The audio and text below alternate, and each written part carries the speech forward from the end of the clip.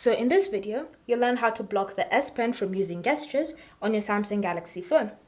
So you may have noticed that whenever you're using the S Pen, say for example in the Pen Up app or just any regular app that you're currently using it on, you'll notice that sometimes it can access the gestures, whether it's just going back to the home screen or even just going back.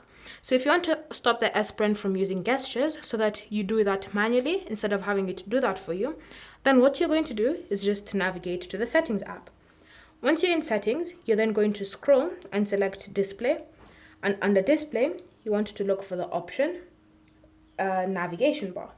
From here, you want to select More Options once you've confirmed that your navigation is set to swipe gestures. And then you should see Block Gestures with S Pen.